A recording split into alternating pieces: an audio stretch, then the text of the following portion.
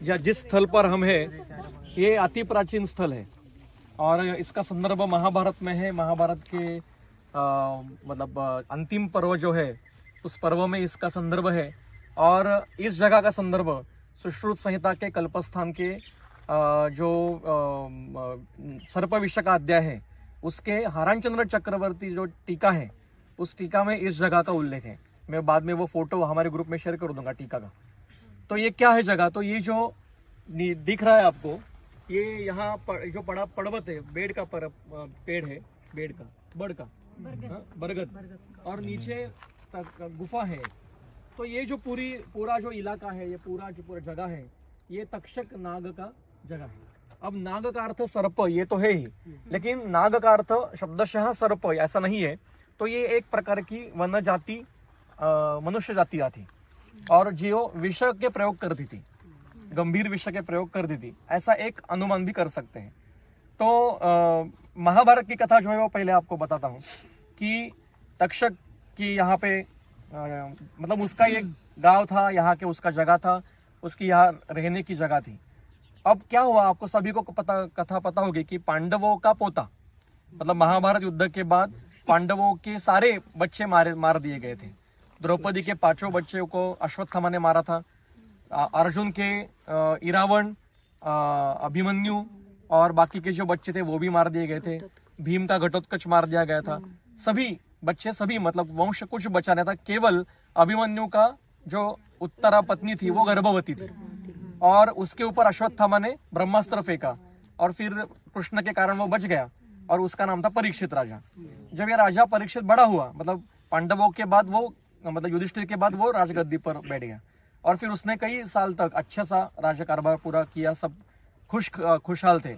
और एक बार क्या हुआ, वो सारा नियम से चलने वाला था, लेकिन बोलते हैं ना कि कभी कभी कारण लगता है कुछ नाश मतलब होने के लिए, मतलब किसी घटना घटने, नाश नहीं बोलूंगा मैं, घटना होने के लिए कुछ कारण लगता है। तो एक बार वो मृगया करने के लिए गया था, तो एक ऋषि बैठे थे इस ध्यान के लिए। अब वो उनका कुश शरीर सब देख के वो उनके पास आ गया और उनको वो समाधि में थे। तो उन्होंने पूछा कि मुझे यहाँ पानी कहाँ मिलेगा, खाना कहाँ मिलेगा। तो उनको वो बोलने पे क्योंकि समाधि में थे तो उसको इतना गुस्सा आया और क्रोध के कारण वहां पे एक मृत सर्प पड़ा हुआ था, तो सर्प उठा के उसने उनको गले में डाल दिया। तो जब वो ऋषि की समाधि खुल गई तो उन्होंने उसको शाप दे दिया कि आपकी मृत्यु तक्षक के विष से हो जाएगी। तो अब परीक्षित को तो मतलब तय 7 दिन में आपकी मृत्यु हो जाएगी। 7 या कुछ समय दिया था उसमें, हाँ 7 दिन दिया था। तो परीक्षित ये हो गया।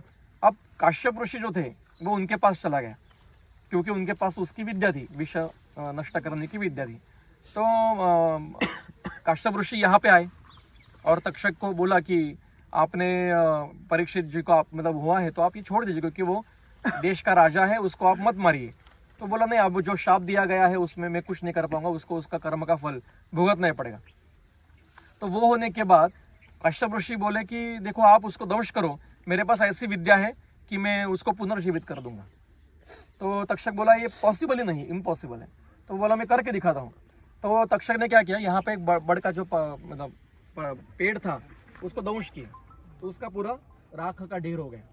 तो काश्यप ऋषि ने नदी से, ये जो नदी है यहाँ से पानी लिया, उसको अभिमंत्रित किया और उस राख के ऊपर वो पानी छिड़कने से उसका फिर से पेड़ बन गया। अब वो जो पेड़ है वो अभी भी आपके सामने है, आप देख रहे होंगे। उसके ऊपर के जो पत्ते हैं वो नए पुराने पत्ते, ये नए पत्ते ये येलो वर्ण के हैं। वास्तविक उल्टा होता है और जब ये पत्ते गिर जाते हैं, जब पुराने होते हैं वो हरे वर्ण के हो जाते हैं। उल्टा है क्योंकि ये विष प्रयोग से मृत होकर फिर से जीवित हो चुका है। इस वृक्ष की आयु हो करके चुकी है, आप पास जाएंगे तो आपको उसका विस्तार पता चलेगा। ये कई हजारों मतलब कम से कम परीक्षित को 5 से 6 हजार साल हो गए क्योंकि युद्ध को 7,000 साल हुए, उसमें से आगे 500-400 साल, क्योंकि उस समय 400 साल की आयु थी। तो 5,500-6 हजार साल इस वृक्ष को भी हो चुके हैं। अब ये हो गया तो तक्षक को पता चला कि इसको उपाय है। तो फिर तक्षक ने काश्यप ऋषि के मतलब उनको चकमा मारकर फिर उसको फल में जाकर कीटक का रूप लिया, उसके सेब में या कोई जो फल था उसमें जाकर वो परीक्षित, हाँ कोई जो फल था बेर में था, और जब उसने खाने के लिए वो ये किया तो उसमें से वो बाहर आया, उसे दंश करके उसको मार डाला। और फिर उसका गुस्सा लेकर उसका जो पुत्र था जनमेजय, उसने सत्र आरंभ किया, नाग सर्प यज्ञ शुरू किया। और जब तक्षक को स्वाहा, मतलब सभी नाग उसमें स्वाहा होने चले गए, मतलब उसकी आहुति पड़ने लगी। जब तक्षक का समय आ गया तो वो इंद्र के पीछे छुप गया। तो आपको पता होगा संस्कृत में कहते हैं कि इंद्राय स्वाहा तक्षकाय स्वाहा। मतलब कभी कभी अच्छी कोई आदमी किसी बुरे चीज को बचाने की कोशिश करते हैं तो अच्छे को भी मारना पड़ता है। तो जो थे जो ऋषि, उन्होंने इंद्राय स्वाहा तक्षकाय स्वाहा, इंद्र का भी भस्म हो तक्षक का भी भस्म हो, फिर भी उसमें से वो बच गए, वो सर्प यज्ञ बंद हो गया। और उस यज्ञ में महाभारत बताया गया है जनमेजय को कि आपके पूर्वज ऐसे थे। और फिर वो लिखा गया है, महाभारत जो लिखा गया है वो महाभारत के समय नहीं लिखा गया है, वो जनमेजय मतलब उनका परपोता, पांडवों का परपोता के समय वो लिखा गया है और व्यास जी ने बताया सभी को। तो ये पूरी कथा है।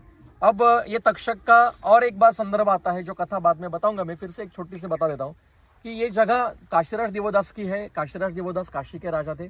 वो वहां से जब उनको पता 1000 साल राज्य किया और जब पता चला कि अब अंतिम समय आ गया है, अब अवतार खत्म करना है, तब वो अपने सारे शिष्यों को लेकर यहाँ आ गए। उनको जाना था वेरावल, मतलब सोरठी सोमनाथ, क्योंकि समुद्र मंथन वहां हुआ है उस समय पर, अति प्राचीन काल में। तो जहां से मूल उत्पत्ति हुई वहीं पे जाके देहत्याग, क्योंकि कृष्ण का भी देहत्याग वही है, बलराम का भी देहत्याग वही है, तो वहां पे जाके देहत्याग करेंगे ऐसा सोच के वो आए। तो रास्ते में जाते जाते समय तक्षक के यहाँ जो जगह है वहां पे आए, तो वहां पे तक्षक ने उनको रोक दिया कि मेरे जगह से आपको जाने की अनुमति नहीं, आप राजा हो, मैं यहाँ का राजा हूँ, आपको मुझसे युद्ध करना पड़ेगा। तो बोले कि नहीं, मैं तो अभी सन्यासी हूँ, मैं कोई राजा वगैरह नहीं हूँ, मैं अब उससे चातुर्वर्ण आश्रम से मैं आगे चला गया, मतलब संन्यास आश्रम में हूँ, अब मेरा कोई वर्ण जाति कुछ नहीं है, मैं सन्यासी हूँ। तो वो कहने लगा नहीं ऐसा नहीं होगा। तो युद्ध हुआ। तो युद्ध में तक्षक ने उनके पीछे दंश किया काशीराज देवदास को। अब काशीराज देवदास के पास ऐसी शक्ति थी कि उनके केवल दृष्टि से किसी भी चीज का वृक्ष उतर जाता था। अब पीछे दंश करने के कारण वो खुद की चिकित्सा नहीं कर पा रहे हैं और ये पता था तक्षक को, इनकी दृष्टि मतलब दृष्टि में उनको ऐसी सिद्धि है। तो फिर उन्होंने देह त्याग वहां पे साधना से देह रख दिया, जैसे समाधि करते हैं। तो वो जगह वहां, उसकी डिटेल कथा बाद में बताऊंगा मैं, लेकिन ये वो जगह है। गलती से भी कहीं पत्ता ले जाने की कोशिश मत करिए। हमने एक बार, आपको याद होगा कि एक जामनगर के कुछ स्टूडेंट आए थे, तो डाली तोड़ के लेके जाके वहां पे टेस्ट करने के सोचने के लिए कहे थे, वो यहाँ से नहीं लेके जा पाए। तो ये जैसा है वैसा रहने दो, हजारों साल से ऐसा है, हमारी आयु 70 साल भी नहीं है। तो हम आए हैं। आप एक ही बात देखिए, भारत में इतने सारे, मतलब आज महाराष्ट्र में ही जो हमारी रैंकिंग है, मतलब जो नंबर आता है वो 1 लाख से आगे चला गया है अभी। और पूरे भारत में देखो कितने न जाने लाखों, 12-13 लाख, 15 लाख, 20 लाख वैद्य होंगे, उसमें से हम 70 लोग यहाँ पे हैं। ये सोच लीजिए, धन्वंतरी के पास में है। अब हम आए हैं, हमें बुलाया गया है, पता नहीं। तो जो आए हैं उसका जो एक सिद्धि या कुछ क्या कहते हैं वो पॉजिटिविटी या कुछ एनर्जी है, वो वैसे फील करो और वो लेके जाओ। चीजें लेके जाने में कुछ नहीं है। तो ये जहाँ ऐसा है वैसा ही रहने दीजिए, ठीक है। तो एक 10-10 ग्रुप करके वहां पे बैठेंगे थोड़ी देर, 10-10 ग्रुप करके नीचे दर्शन करके आएंगे। कोई भी इधर उधर नहीं जाएगा, क्योंकि ये सारा डेंजर एरिया है। सर्प बहुत है, हमने देखे हैं, बड़े बड़े सर्प हैं। और इसके बाद में जाए दूसरे रास्ते से जाएंगे। अर्चनासाठी म्हणजे अर्जुनाचं आणि यांचं तक्षकाचं काहीतरी भांडण झालं पण आधीची गोष्ट आहे। हा आधीची गोष्ट आहे, युद्धाच्या आधीची गोष्ट आहे। हा युद्धाच्या आधीची गोष्ट आहे।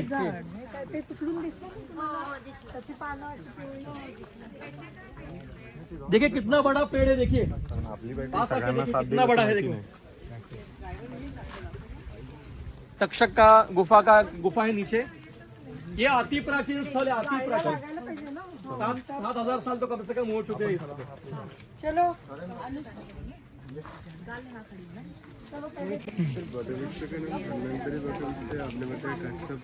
काश्यप नदी है, तक्षक गुफा है। अब धन्वंतरी उसका नाम ये लोगों ने दिया है, क्योंकि धन्वंतरी का स्थल है इसलिए उसको नाम तो ऐसा कुछ नहीं है।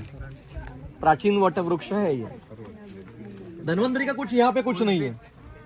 वो जो आप बोल रहे थे स्टैम्प तोड़ी थी, तो वो उन्होंने बिश्नोई सर वगैरह ने तोड़ी। हाँ विष्णुई, तो वो लेके क्यों नहीं जा वो भूल गए यहाँ पे, यहीं पे भूल गए। मतलब आप 2-3 बार प्रयास हुआ, ये नहीं लेके जा पाए। मेरा अभी एक छोटा सा ग्रंथ चौखम्बा ने पब्लिश किया है। चौखम्बा ने, उसका नाम है आयुर्वेद के ऐतिहासिक स्थल और व्यक्तित्व। आपको कहीं पे मिलेगा चौखंबा से तो आप ले लीजिए, उसमें इसका डिटेल वर्णन फोटो सब है। ये तक्षक नाग की गुफा है और यहाँ धन्वंतरी जी का जो स्थल है देहोत्सर्ग का, उसके पास में गुफा है, बहुत अंदर नीचे जमीन में है। पहले ये सारा मिट्टी का था, लेकिन वो दब जाने के कारण गांव ने ये सब खुला करके फिर से सीमेंट का भी ये पक्का बना दिया गया है। तो यहाँ ये मूर्ति भी बहुत प्राचीन है तक्षक नाग की, और ऐसा अनुभव भी है और मानते भी है यहाँ पे कि अगर यहाँ पे दर्शन लिए और मन्नत मांगी या कुछ मन्नत मतलब कुछ भी हाथ जोड़ के विनती की, तो जिनको सर्प भय है या जिनको सपने में नाग आते हैं, डराते हैं, सर्प का भय होता है, वो सब चला जाता है, बुरे सपने चले जाते हैं। और ये बहुत जागरूक, 1 साल तक कुछ नहीं होता, ऐसा अनुभव है हमारा। बहुत विद्यार्थी जो आते हैं उनको वो बोलते कि सर अभी वो नहीं आ रहे सपने में। तो बहुत ही जागरूक स्थान है।